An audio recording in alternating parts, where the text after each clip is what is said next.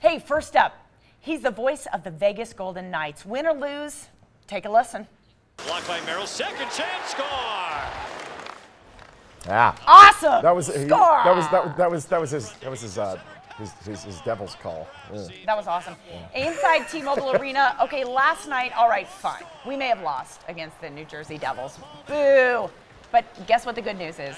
They could have lost by 50, and it still counts as one loss. And we're still a whopping 10 points ahead in the Pacific Division. It has been a storybook year so far, obviously, folks, for any of you watching. Yeah. A little expansion team becoming one of the most dominant franchises in the league. It's been awesome. Sean's been at every game. Our next guest is the voice of that storybook. He's been the voice of hockey for me for many years. Dave Gosher is the play-by-play voice for the Golden Knights on AT&T Sportsnet. My friend, what's up? Thank you for taking up my offer. The best thing about that game last night. What? It's over. Yes.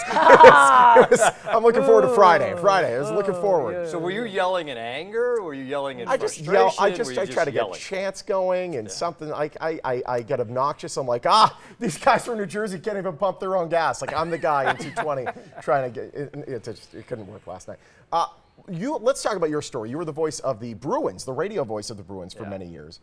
You get the call, we want to get you on television here in Vegas, and you're like, okay, expansion team, this should be fun. Has this shocked you? I mean, it's been remarkable. Well, my first thought was heavy makeup. Heavy It makeup.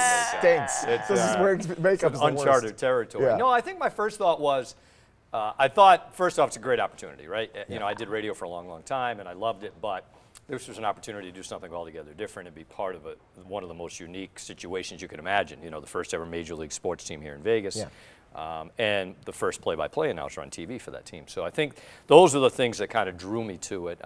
Did I think they were going to have a good team?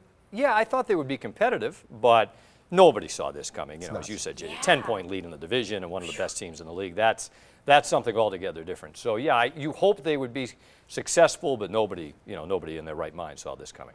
So the playoffs are coming up pretty soon. We have 12 regular season games remaining. I'm ready to go for playoffs. The P word. No one from the Golden Knights organization is allowed to say that word, by the way. Is that true? I've heard that.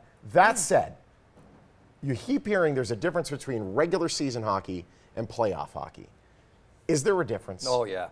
Well, I mean, if you remember your time back in New England, I mean, the intensity of it is unbelievable. And but here's the funny part: it's a playoff atmosphere every night to me at T-Mobile Arena. Yeah. So to me, I'm kind of looking forward to actual playoff games at T-Mobile Arena. The place might erupt. Yeah, I mean, the roof could come off the place. There's been games this year. I don't know if you remember earlier this year. The Golden Knights won a game with 2.5 seconds left. Yes, I was out of town. I was watching that from Boston at man. 1:30 in the morning when that happened. I thought the roof was going to come off the place. It was unbelievable how loud it was. And I walk out of there most nights and I can't hear myself think. It's a daze, yeah. Last night was a little bit different, but last night notwithstanding, it's been the atmosphere's been unbelievable. So yeah, I think the intensity of these playoff games, it's a grind. And anyone that's seen a team go a long way in the playoffs, that's a 2-month grind every other night. So yeah, you can't say the word, but if they play some games after the regular season's over, let's put it that way. That would be pretty awesome. Yes, it will. Well, you mentioned, just the energy that's in the stadium, and I think the first game I went to, Sean, was maybe the 3rd or 4th game of the season.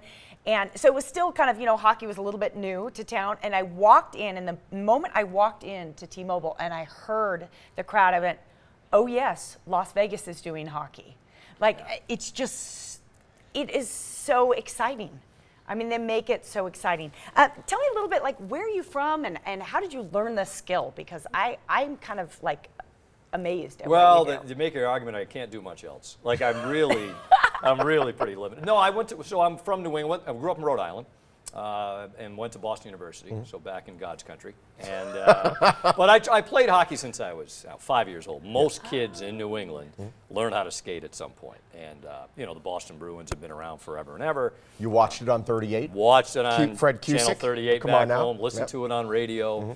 And I think I tried, played hockey as a kid and then thought, there's no way I'm playing professionally. Like, they don't need me. Right. But how can I stay involved in the game? Awesome. And that was how, from going to college and starting doing games there, and then spent 7 years in the minor leagues, and all these years later, here we are. It was so awesome to find out you were going to be the voice of the Golden Knights, and it's great to get you on the show today. Thank you so much for joining us. All right, guys, pleasure. I look forward to Friday's call. Yeah, get your voice back. I'm trying. It's tough. No voice, no job for me. Yeah, it's really, it's awkward. Right. Tomorrow night, Golden Knights hosting the Minnesota Wild, who I despise. Coverage begins at 7:30 with Dave Gosher and Shane Knighty. They're calling the game on AT&T Sportsnet. You get Cox, it's 13-13. You get any of the other ones, I don't know how to tell you. Just open up your guide.